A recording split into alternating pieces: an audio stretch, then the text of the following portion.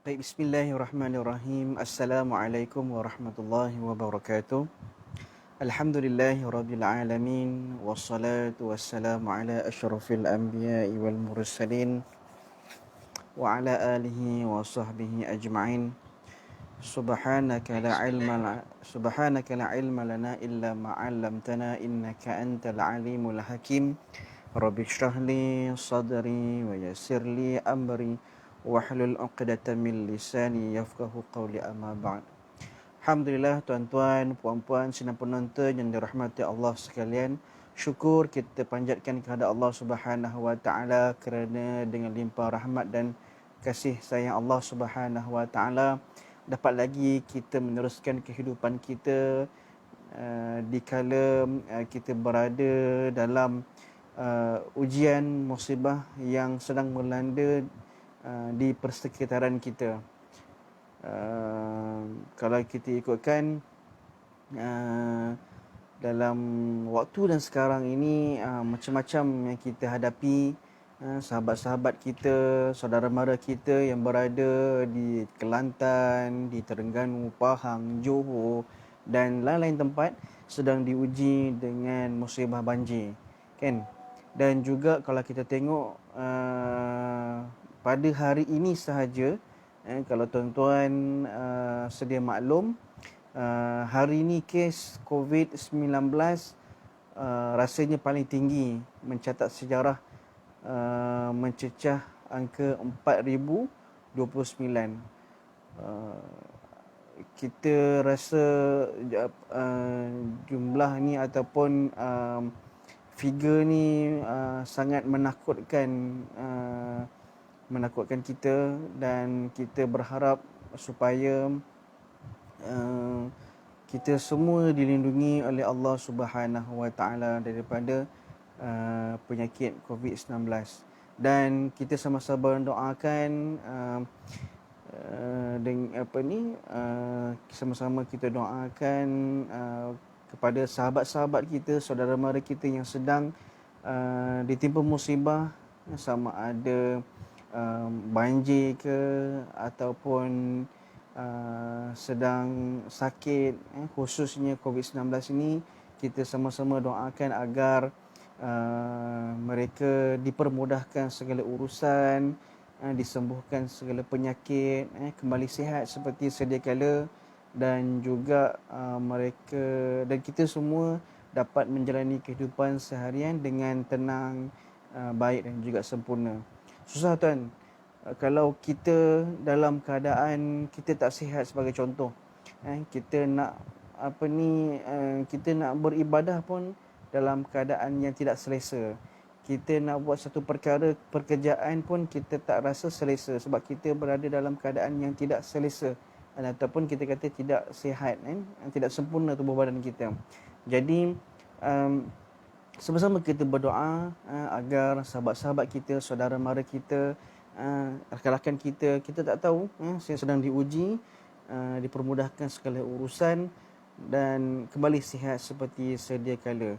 Jadi di kesempatan ini juga saya nak mengajak tuan-tuan yang menonton live pada saat dan ketika ini, ataupun yang menonton selepas live ini, sama-sama kita menjaga diri baik-baik, kita jaga diri kita elok-elok, kita ikut SOP yang telah ditetapkan oleh kerajaan, kan. Sekarang ini pun di negeri-negeri yang telah menjalani perintah kawalan pergerakan PKP 2.0, sama-sama kita ikut SOP yang telah ditetapkan oleh pihak kerajaan, supaya kita tidaklah menjadi salah satu penyumbang kepada peningkatan kes baru positif COVID-19, insya-Allah. Baik tuan-tuan dan puan-puan sidang penonton yang dirahmati Allah sekalian, saya rasa lama sangat saya tak live sebelum ini. Sebelum ni saya kalau tak silap saya, last kita kupas tajuk berkaitan dengan kasih sayang. Seperti mana yang saya share dengan tuan-tuan pada sebelum ini, saya bawakan kitab yang kita akan kongsi bersama berkaitan dengan akhlak mulia. Ada 40 hadis yang berkaitan dengan akhlak mulia, dan pada sebelum ini kita membincangkan ataupun kita berkongsi ilmu tentang kasih sayang sesama manusia. Kalau kita tengok kita mungkin kita boleh revise semula apa yang dimaksudkan dengan kasih sayang ini. Kalau kita imbas kembali, dan juga kalau kita tengok dalam keadaan persekitaran kita pada ketika ini, ada dalam kalangan manusia yang melakukan satu perkara itu di luar batasan, seolah-olah tak ada nilai kasih sayang dalam diri mereka. Kenapa boleh jadi begitu, kan? Jadi mungkin ini adalah satu sebagai pengajaran untuk kita dalam kita nak meneruskan kehidupan, untuk kita berkongsi kasih sayang sesama manusia, sahabat kita ke, saudara mara kita ke, kan? Sebab kita hidup di dunia ini bukan kita duduk seorang-seorang, tuan-tuan. Kita duduk dekat dunia ni, kita bukannya kita buat aktiviti kita bekerja ke, ataupun kita pergi sekolah sekalipun. Kalau yang menonton ni adik-adik yang masih bersekolah, ataupun kita bekerja sekalipun, kita bekerja, kita melakukan aktiviti seharian kita ni bukan kita melakukan secara bersendirian, tetapi kita melakukan aktiviti itu secara berjamaah, berkumpulan. Kita sentiasa bermuamalah dengan orang lain, kita sentiasa berkomunikasi dengan orang lain. Jadi bagaimana kita nak mewujudkan kasih sayang di antara sesama manusia itu agar di antara dua pihak berpuas hati dalam bertoleransi, sebagai contoh. Dan banyak lagi lah kalau berkaitan dengan kasih sayang ni. Saya tak kupas lah sebab kita dah kongsi pada sebelum ini. Dan pada hari ini insya-Allah saya nak kongsi pula satu hadis yang berkaitan dengan sabar bila susah, syukur bila senang. Sabar bila susah dan syukur bila senang. Okey, apa dimaksudkan dengan sabar bila susah, syukur bila senang? Okey. Sebelum tu, kalau tuan-tuan dah ada buku 40 hadis ni, okey, 40 hadis akhlak mulia. Mungkin tuan-tuan boleh dapatkan 40 hadis akhlak mulia yang disusun oleh Syekh Ahmad Fahmi bin Zamzam. Buku ni memang bagus, tuan-tuan. Kalau kita baca satu persatu hadis ini, memang dia berkait rapat dengan perjalanan kehidupan kita seharian. Jadi insya-Allah pada malam ini saya nak berkongsi berkaitan dengan hadis yang berkaitan dengan sabar bila susah, syukur bila senang. Okey. Baik, tanpa melengahkan masa lagi, kita terus ke hadis yang dimaksudkan ini. Okey. An Abi Yahya Suhaib bin Sinan radhiyallahu anhu qala Rasulullah sallallahu alaihi wasallam, ajaban li amril mu'min, inna amrahu kullahu lahu khairun wa laysa dhalika li ahadin illa lil mu'min, in asabathu sarra syakara fakana khairan lah, wa in asabathu darra sabara fakana khairan lah. Riwayat Muslim, rawahul Muslim. Okey, apa maksud dia? Daripada Abi Yahya Shu'aib bin Sinan radhiyallahu anhu berkata, Rasulullah sallallahu alaihi wasallam bersabda, sungguh baik nasib orang yang beriman, kerana dalam semua keadaan mereka mendapat kebaikan, dan tidak ada habuan baik seperti ini kecuali bagi mereka yang beriman. Apabila mendapat kesenangan, maka ia akan bersyukur. Maka bersyukur itu baik baginya. Dan apabila ditimpa musibah, maka ia bersabar. Maka sabar itu baik baginya. Hadis riwayat Muslim. Okey. Kita tengok keterangan dia. Orang mukmin adalah orang yang bertuah dalam hidupnya walaupun ia terpaksa berhadapan dengan berbagai-bagai ujian. Ini memang terbukti, tuan-tuan. kalau kita nak tengok seseorang itu ataupun individu itu apabila tahap keimanan dia tinggi ke rendah, ataupun dia ni memenuhi ciri-ciri orang yang beriman ataupun tak, kan, kita tengok apabila dia didatangkan satu musibah, dalam kehidupan dia ada musibah ataupun ujian yang berlaku terhadap diri dia, dia menghadapi ataupun dia melalui ujian tersebut dengan baik dan juga tenang. Ini yang dikatakan oleh orang mukmin adalah orang yang bertuah dalam hidupnya walaupun dia terpaksa berhadapan dengan berbagai-bagai ujian. Dia tabah, dia sabar, dia tidak melakukan satu perkara itu di luar batasan di luar batasan syarak. Apa lagi? Dia tidak menganiaya orang lain sedangkan dia sedang melalui suatu ujian tersebut. Dia dah datang musibah dalam diri dia, tapi dia tidak menzalimi orang lain. Itu adalah ciri-ciri orang yang beriman. Apa yang dimaksudkan dalam keterangan hadis ini? Okey, dia kata apa lagi? Hidupnya selalu tenang dan tidak banyak bermasalah. Of course lah tuan-tuan dan puan-puan sidang yang dirahmati Allah sekalian. Apabila seseorang itu yang kita katakan dia tu orang yang beriman, dia faham konsep sabar itu, dia faham konsep sabar dalam menghadapi musibah itu. Apabila datangnya satu ujian dalam diri dia menghadapi ujian tersebut, musibah tersebut dengan keadaan sabar dan tenang.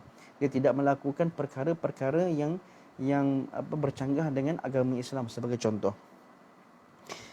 Kemudian hidupnya selalu tenang dan tidak banyak bermasalah. Memanglah bila orang itu faham, orang itu dia mempunyai iman yang tinggi, iman yang kukuh, dia akan melalui ujian tersebut dengan tenang, sabar, dan juga dia tak buat masalah pun dengan orang lain.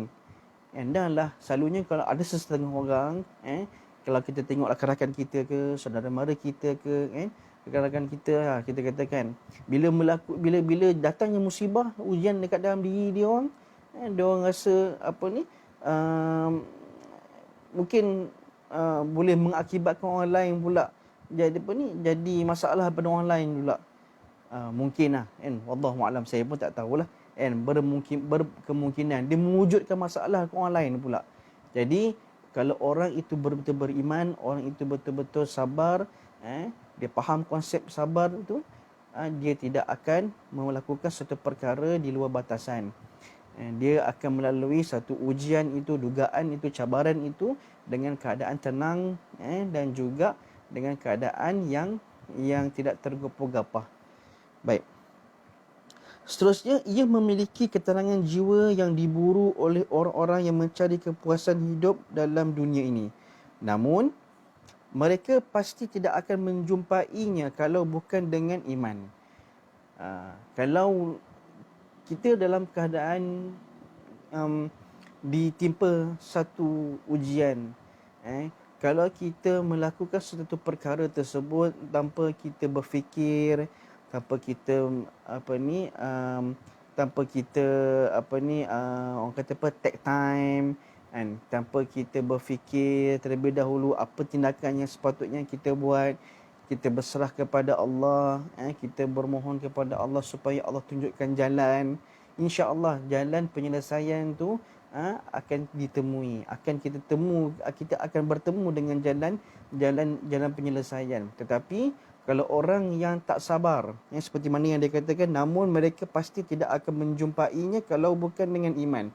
Kalaulah seseorang itu adalah datang satu ujian dalam diri dia, adalah datang ujian kepada diri dia, kemudian dia pula buat aniaya pula orang lain, tidak serahkan segala masalah yang dihadapi kepada Allah Subhanahu Wa Taala. Dia tak kembali kepada Allah Subhanahu Wa Taala, bermohon kepada Allah Subhanahu Wa Taala supaya Allah tunjukkan jalan keluar daripada musibah, jalan keluar daripada ujian tersebut. Jadi dia tak akan bertemui ataupun dia tidak akan selesaikan masalah tersebut dengan iman, dengan tenteram dan juga dengan sempurna. dia akan melakukan satu perkara tersebut dengan hawa nafsu semata-mata. Jadi tak selesai masalah. Jadi ketenangan itu tak ada. Kesabaran yang sepatutnya yang dia miliki tak ada. Sehingga kan membabitkan orang lain pula. Sehingga mengakibatkan orang lain marah pula kepada dia. Sampaikan sehingga mereka pula merasa orang lain pula rasa tak selesa dengan dia pula.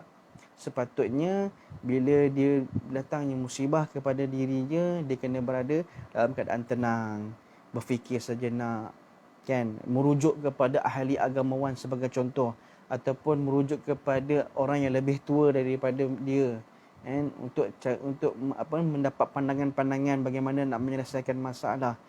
Kan, segelintir daripada manusia ini berfikir ataupun membuat keputusan secara singkat, berfikir cetek sehingga melakukan satu perkara-perkara yang di luar batasan syarak, kan, melakukan perkara yang bertentangan dengan agama Islam sehingga akan mencampakkan diri mereka dalam ke lembah kebinasaan, bunuh diri, mengakibatkan orang lain cedera, mati. Kalau kita tengok zaman PKP ni lah, sebelum ni lah PKPB, kan, ramai di kalangan kita, di antara kita yang kehilangan pekerjaan, diuji oleh Allah Subhanahu Wa Taala.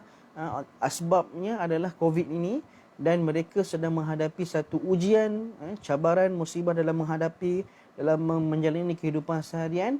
Mereka kehilangan pekerjaan sehingga kan mewujudkan perbalahan di antara suami isteri, anak-anak menjadi mangsa, kan? Ayah pukul anak sampai bunuh anak, pukul isteri, pukul anak. Jadi itu yang kita tak nak dalam kehidupan seharian kita. Apabila diri kita ni dah dikawal oleh nafsu semata-mata, maka perbuatan-perbuatan di luar batasan akan menguasai diri kita, dan akhirnya kita mencampakkan diri kita ke lembah kebinasaan. Allah kata, wala tulqu bi aydiyakum ila tahlukah. Janganlah kamu mencampakkan diri kamu ke lembah kebinasaan. Jadi tuan-tuan dan puan-puan yang dirahmati Allah sekalian, apa-apa pun tindakan kita, iman mesti akan berada bersama-sama dengan tindakan kita. Iman adalah sebagai pemandu diri kita dalam kita menjalani kehidupan seharian. Tanpa iman diri kita akan lemah longlai. Tanpa iman kita akan berfikir cetek. Tanpa iman kita akan melakukan perkara-perkara yang bertentangan dengan agama Islam. Jadi berbalik kepada keterangan hadis yang saya bacakan tadi, namun mereka pasti tidak akan menjumpai kalau bukan dengan iman. Tak akan jumpa penyelesaian kalau tidak ada iman bersama dengan mereka. Baik, tuan-tuan dan puan-puan sedang penonton yang dirahmati Allah sekalian, kita teruskan keterangan lagi. Dalam hadis ni dia menerangkan lagi, dia kata kepuasan hidup dan keterangan jiwa hanya dinikmati oleh orang yang benar-benar beriman. Orang yang benar-benar yang beriman, orang yang betul-betul beriman, dia akan merasai kenikmatan, kemanisan dalam kehidupan seharian mereka. Dia akan merasa ketenangan jiwa tu, walaupun menghadapi ujian, walaupun ditimpa musibah, walaupun hilang pekerjaan, kan, walaupun diuji dengan sakit sekalipun, tetapi dia melalui ujian-ujian tersebut, musibah yang dilalui itu dengan keadaan yang tenang, dengan jiwa yang tenteram, jiwa yang lapang. Sebagai contoh tuan-tuan, adalah kita katakan Ahmad ni lah, Ahmad ni dulu kerja hebat sebagai CEO bank ataupun sesebuah syarikat. Tapi apabila COVID-19 ni melanda dunia, ramai pekerja-pekerja dibuang, termasuklah Ahmad ni. Tapi Ahmad ni dia mempunyai iman yang teguh, iman yang tinggi.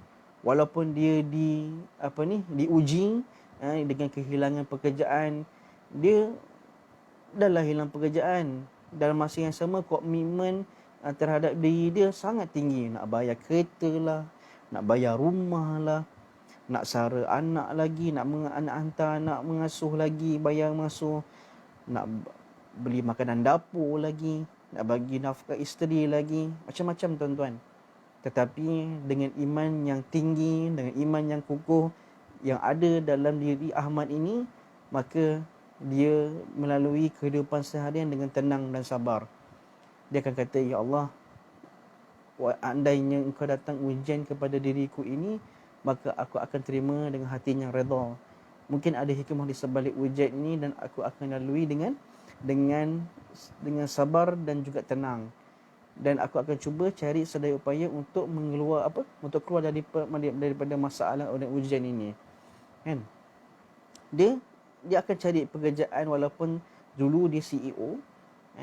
Mungkin dia akan cari pekerjaan, dia akan jual burger sekalipun, ataupun dia akan bekerja sebagai GrabFood sebagai GrabFood sebagai contoh, ataupun dia akan kerja lah untuk sara hidup keluarga dia.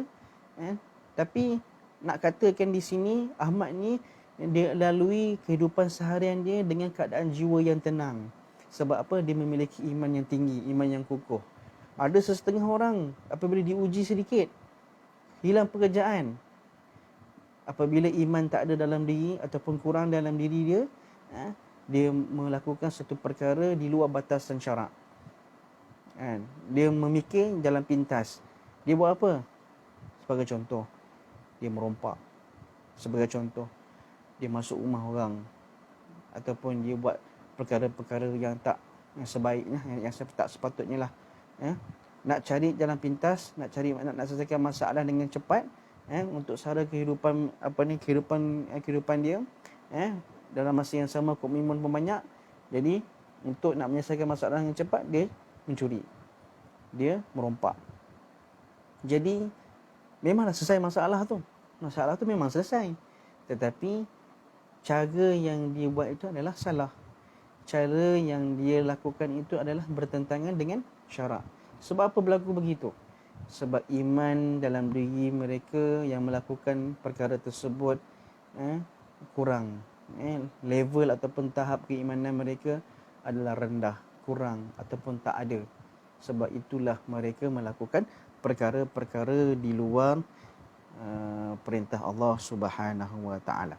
Baik, tuan-tuan dan puan-puan sidang penonton yang dirahmati Allah sekalian.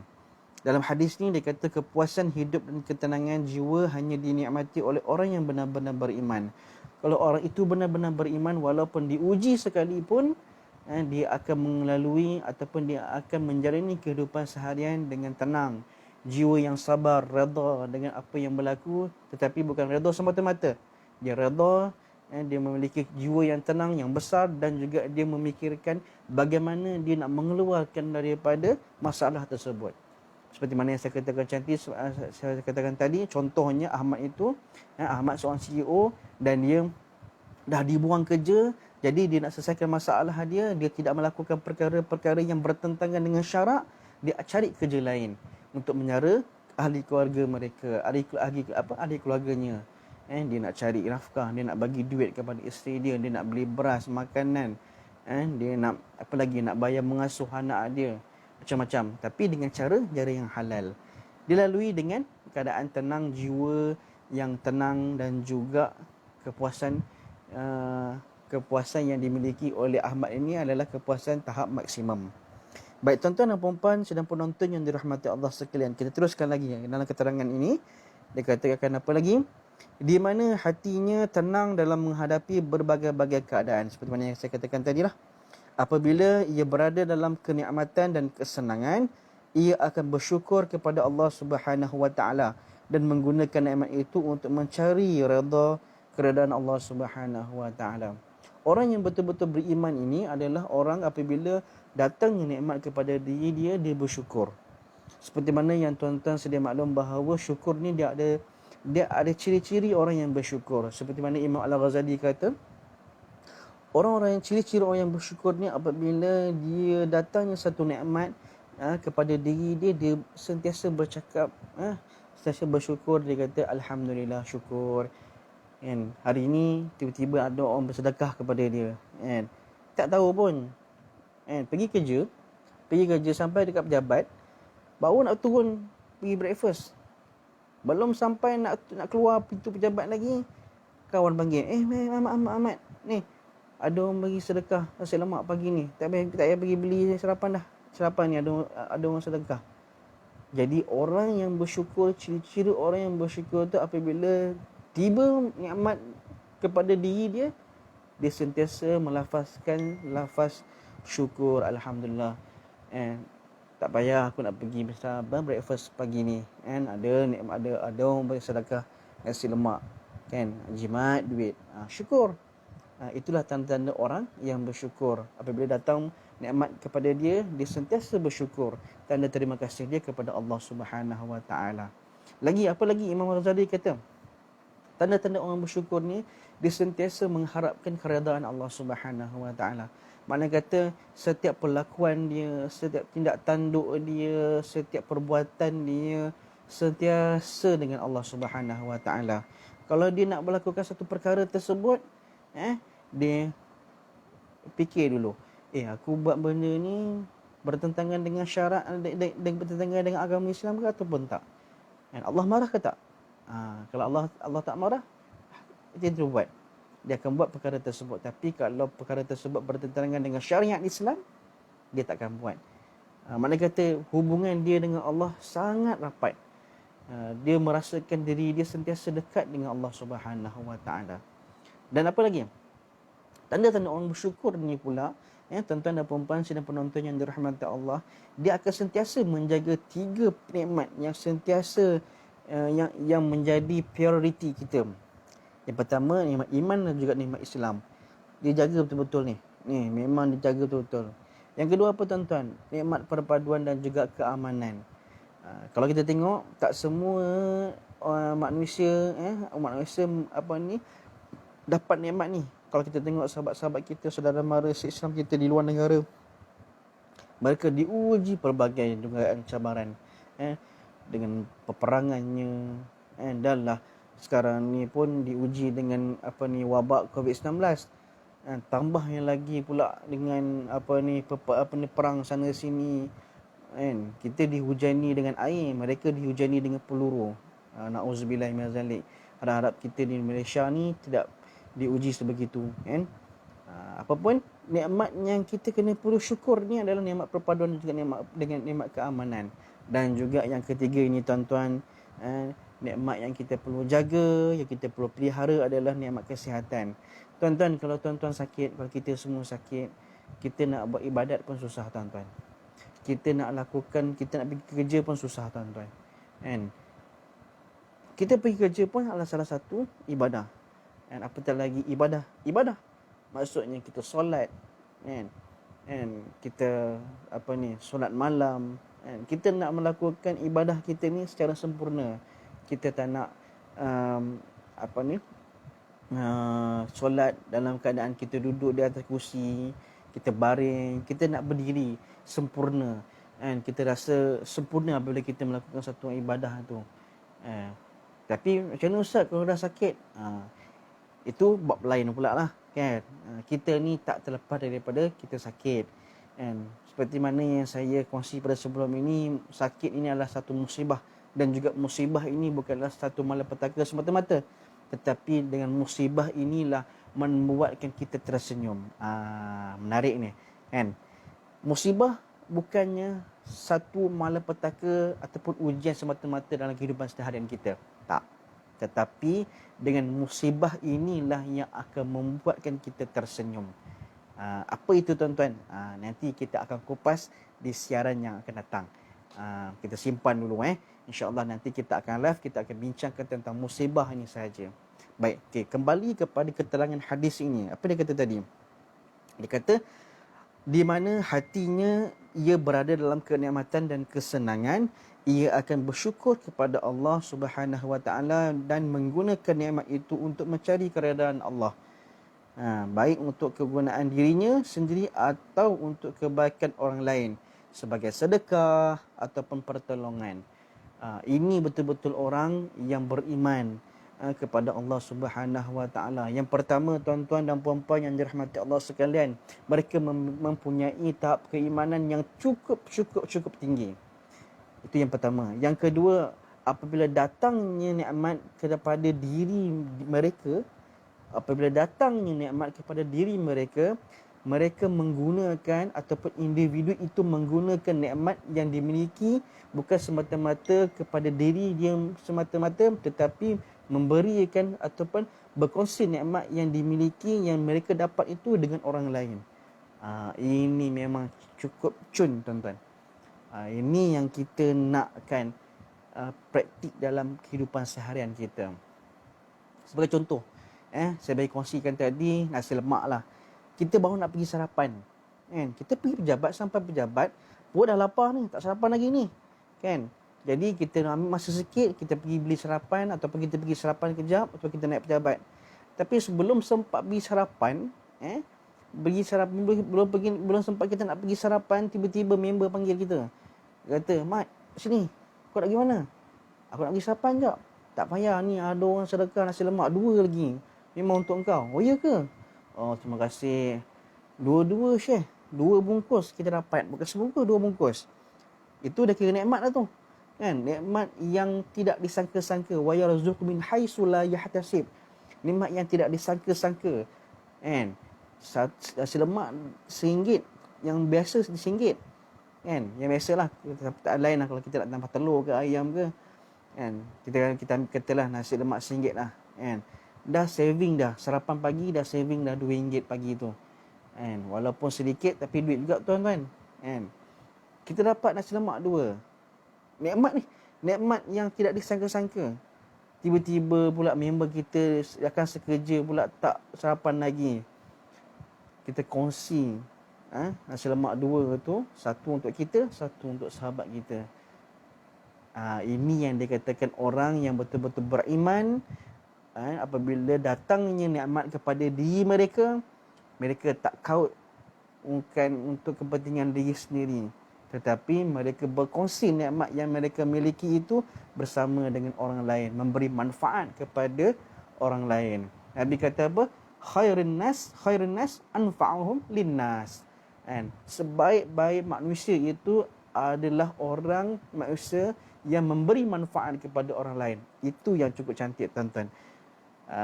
Okey. Baik, tuan-tuan dan puan-puan sedang penonton yang dirahmati Allah sekalian. Kita teruskan lagi. Sikit lagi. Dan apabila berada dalam kemiskinan atau kesusahan, ia akan sabar menerima takdir Allah itu dengan hati yang lapang dan dada yang luas. Ia memahami dunia ini adalah tempat ujian dan kesusahan, dan akhirat itu tempat kebahagiaan yang sebenar. Tuan-tuan dan puan-puan sedang penonton yang dirahmati Allah sekalian, seperti mana yang saya katakan tadi, saya nak share musibah ini di satu tajuk yang lain. Tetapi saya kata teaser lah, sikit lah saya nak ambil. Kenapa kita katakan musibah ni membuatkan kita tersenyum? Kalau kita faham konsep musibah ni, kalau kita faham betul-betul ujian yang kita hadapi, sebenarnya apabila Allah datangkan musibah, Allah datangkan ujian dalam diri kita ni, sebenarnya Allah nak ampunkan dosa kita sebenarnya, tuan-tuan. Ni sikit lah saya bagi clue. Saya bagi sikit lah. Sebab kita nak bincang pada siri-siri yang akan datang. Tetapi relate dengan hadis ini yang dikatakan apabila orang itu berada dalam kemiskinan ataupun kesusahan, dia redha dengan setiap ketentuan Allah Subhanahu Wa Taala. Erti katanya lain, tuan-tuan dan puan-puan sedang penonton yang dirahmati Allah sekalian, apabila ujian itu datang kepada diri dia, apabila musibah itu datang kepada diri dia, sebenarnya Allah sayang kat dia. Allah cinta kat dia. Allah sayanglah, Allah sayang kat dia. Allah nak ampunkan dosa dia sebenarnya. Besar musibah, ujian yang dilalui tu, tuan-tuan, besar jugalah Allah nak bagi pahala kat kita. Kalau kecil je, kalau kita kata, alah gigit semut ni, tergigit semut lah kita kata kan. Dia gigit semut sakit kan. Musibah juga tu, tuan-tuan, sakit kan. Tapi Allah nak bagi, Allah nak ampunkan dosa kita. Tapi dosa yang macam mana? Dosa yang kecil lah tuan-tuan. Sebab ujian pun, musibah yang kita lalui pun kecil je. Tetapi kalau ujian yang kita lalui ni besar tuan-tuan dan puan-puan yang dirahmati Allah sekalian, maka besarlah pahala dan juga Allah nak ampunkan dosa kita. Baik, tuan-tuan dan puan-puan sedang penonton yang dirahmati Allah sekalian. Seterusnya lagi, ada pun orang yang tidak beriman, maka ia selalu berada dalam keadaan tidak baik. Kerana apabila ia berada dalam kenikmatan dan kesenangan, ia akan lupa daratan. Ini yang kita takut tuan-tuan. Saya rasa semua sedia maklum. Semua sedia maklum. Sebab cumanya kita sadar ataupun tidak. Kita sadar ataupun tidak. Kata Buya Hamka tuan-tuan, tak semua orang yang tahu itu sedar. Tetapi orang yang sedar itu benar-benar dia tahu. Macam mana tu? Tak semua orang yang tahu itu sedar. Tetapi bila orang tu sedar, confirm dia tahu. Kita tahu bahawa apabila kita tak beriman, apabila kita katakan orang yang kurang iman dalam diri dia ataupun tak beriman lah, kan, dia akan tidak mendapat keredaan daripada Allah Subhanahu Wa Taala. Dan apabila yang lagi sedihnya tuan-tuan, apabila Allah lemparkan nikmat kepada diri mereka, Allah bagi nikmat kepada diri mereka, apa yang dia nak Allah bagi sehingga mereka lupa daratan tuan-tuan. Belum sempat nak bertaubat, Allah tarik nikmat, Allah tarik nyawa. Itu yang kita tak nak tuan-tuan. Kita selalu doa pada Allah di akhir solat. Di akhir solat, bila kita bila dah selesai solat, kita berdoa, Allahumma khtim bi husnil khatimah wa la takhtim alaina ya Allah bi su'il khatimah. Ya Allah, ya Tuhanku, Kau akhirkanlah penghidupan diriku ini dengan pengakhiran yang baik ya Allah. Janganlah Kau akhirkan kehidupan aku ini dengan perkara-perkara ataupun pengakhiran yang tidak baik. Selalu kita doa. Tapi kita takut tuan-tuan, apabila kita diuji dengan nikmat-nikmat semata-mata, Allah bagi nikmat, Allah bagi kita kaya, kita nak tu Allah bagi sampaikan kita lupa daratan, kita lupa Allah, kita lupa nak solat, kita lupa nak melakukan kebaikan, kita lupa nak bersedekah, kita menganiaya orang, kita memaki hamun orang, belum sempat kita nak bertaubat, Allah tarik nyawa kita. Kita akan dihidupkan kembali dengan penuh maksiat, dengan penuh keburukan yang kita akan bawa di destinasi yang seterusnya. Kita tak nak, na'udzubillahi min zalik. Jadi inilah di antara pendekatan-pendekatan yang kita buat, pendekatan-pendekatan asatizah, sentiasa mengingati di antara satu sama lain. Bukan sahaja ustazah saja, malah tuan-tuan pun boleh. Nabi kata balighu anni walau ayah, sampaikanlah daripada aku walaupun satu ayat. Tuan-tuan pun boleh menasihat orang lain paling dekat kita, ahli keluarga kita lah, sebagaimana yang tuan-tuan yang sedang menonton ini, bagi para kaum Adam yang dah besar dan yang dah berkahwin, kita ni sebagai pemimpin, ketua keluarga, kita yang akan membawa ahli keluarga kita ni ke jalan yang lurus, ke jalan yang diredai oleh Allah Subhanahu Wa Taala. Itu adalah kita punya tanggungjawab tuan-tuan. Jadi bukan nak sebarkan dakwah ni bukannya kepada ustaz semata-mata, tetapi kita semua yang bergelar sebagai seorang Muslim. Baik tuan-tuan dan puan-puan sedang penonton yang dirahmati Allah sekalian, apa lagi? Sikit lagi. Ia tidak berterima kasih kepada Allah Subhanahu Wa Taala yang tidak menganugerahkan nikmat dan kesenangan itu. Dahlah Allah bagi nikmat dekat dia, kan? Dia nak apa? Allah kata manjada wajada, siapa yang berusaha dia akan berjaya, dia akan dapat. Itulah rahmat Allah Subhanahu Wa Taala. Tapi bersyukurlah. Tanda syukur itu tanda kita berterima kasih kepada Allah Subhanahu Wa Taala. Tanpa redha Allah, tanpa izin Allah, kita tak capai apa yang kita inginkan. Ini memang betul-betul orang yang sombong lah, tuan-tuan.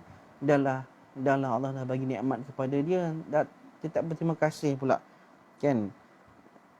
Apa lagi? Ia tidak berterima kasih kepada Allah Subhanahu wa taala yang telah menganugerahkan nikmat dan kesenangan itu. Lalu ia bertindak sesuka hatinya untuk menggunakan nikmat tersebut mengikut arahan nafsu dan syaitan. Maka nikmat Allah itu digunakan untuk membazir dan membuat maksiat dan bermacam-macam perbuatan yang dimurkai Allah Subhanahu wa taala. Na'udzu min zalik, tuan-tuan. Kita sangat mengharapkan dan kita sentiasa berdoa kepada Allah Subhanahu wa taala apabila kita diberikan nikmat, apabila kita diberikan jawatan sekalipun, apabila kita diberikan kedudukan sekalipun, mungkin ada yang menonton ini telah menjawat jawatan yang besar-besar, kan, yang menjawat jawatan yang tinggi dalam satu organisasi. Kita sentiasa berdoa kepada Allah Subhanahu wa taala agar setiap tindak tanduk kita, setiap tingkah laku kita, perbuatan kita mestilah menjurus kepada keredaan Allah Subhanahu wa taala dan juga tidak menganiaya orang lain. Baik, dan juga apa lagi? Okey, maka nikmat Allah itu digunakan untuk membazir dan membuat maksiat dan macam-macam perbuatan yang dimurkai Allah Subhanahu wa taala. Dan apabila ia berada dalam keadaan fakir dan miskin atau kesusahan, ia akan bertindak liar dan tidak terkawal. Ni saya katakan tadi ni, kan? Orang yang tahap iman dia yang tinggi, tahap iman dia yang teguh, tahap iman dia yang padu, walaupun dia diberi ataupun walaupun dia melalui ujian atau musibah dalam kehidupan dia berlapang dada. Dia melalui musibah ujian tersebut dengan jiwa yang tenang, yang tenteram. Apa lagi? Jiwa yang tenteram lah. Tetapi bila orang yang iman dia gundah gulana, iman dia rapuh, dia akan bertindak di luar kawalan. Dia akan menjadi liar, kan? Dia akan melakukan perkara yang bertentangan dengan syarak seperti mana yang saya katakan tadi lah. Dan mungkin ia akan mencuri ataupun merompak atau sekurang-kurangnya ia merasa tidak puas hati dengan takdir Allah Subhanahu wa taala. Dia salahkan Allah pula. Padahal dia yang salah.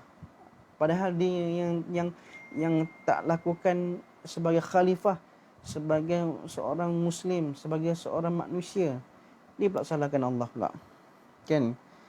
Kemudian maka kedua-dua keadaan ini tidak baik baginya. Confirmlah tuan-tuan yang dirahmati Allah, apabila perbuatan-perbuatan ini kita lakukan, maka ianya sebenarnya bertentangan dengan syariat Islam. Wallahu alam, tuan-tuan. Walaupun sempoi, tajuk ni simple, tapi saya merasakan kadang-kadang kita pun terlalu rumus. Kadang-kadang pun kita leka dan juga lalai dalam melakukan perbuatan-perbuatan kita seharian.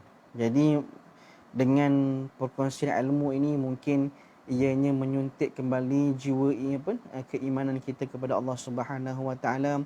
Dia akan membentulkan kembali setiap tingkah laku kita supaya kita bertindak dengan keadaan yang normal, kita bertindak dengan berfikiran yang waras, dan juga kita bertindak dengan iman, bukannya bertindak dengan hawa nafsu. Jadi sekadar itu dahulu, tuan-tuan dan puan-puan yang dirahmati Allah sekalian. Terima kasih banyak-banyak yang menonton. Terima kasih diucapkan. InsyaAllah kalaulah diberi kesempatan lagi, kita akan bertemu lagi di masa-masa yang akan datang. Dan saya mendoakan tuan-tuan semua, termasuk diri saya sendiri, sama-samalah kita menjaga diri kita daripada wabak COVID-19 ini. Dan juga kita ikutlah SOP yang telah ditetapkan oleh kerajaan. Semua yang dibuat itu ada sebab dan juga asbabnya, tuan-tuan. Wallahu alam, tuan-tuan. Saya rasa cukup sekadar itu dahulu perkongsian yang sempoi ini.